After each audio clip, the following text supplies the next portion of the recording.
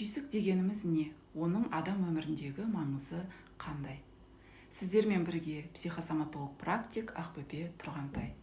Джон Кеха «Түйсігіңмен ойла» атты еңбегінде адам миының бет бейнесінің екі түрін ашып көрсетеді.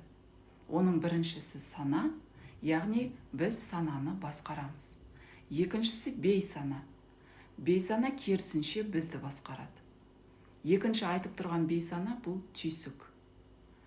Түйсіктің адам өміріндегі маңызы өте зор.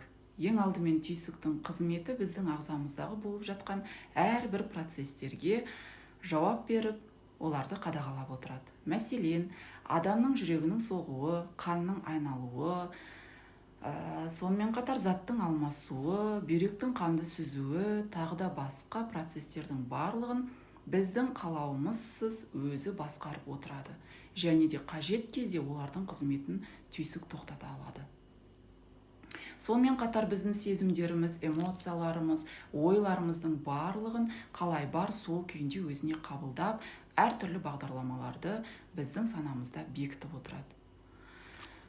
Түйсік біздің ойларымыз бен эмоцияларымызды жақсы не жаман, дұрыс не бұрыс, негативті не позитивті деп бөліп жарып қарап отырмайды.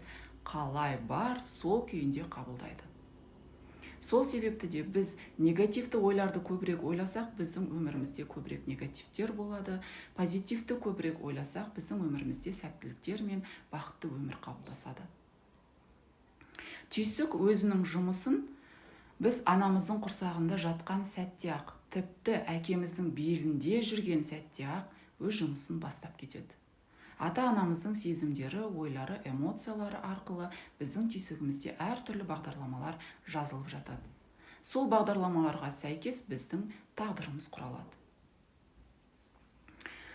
Сіздің тағдырыңызда болып жатқан әртүрлі сәтсіздіктер, бақытсыздықтар, қиындықтар осы түйсікке жазылған бағдарламалар арқылы жүзеге асып жатыр.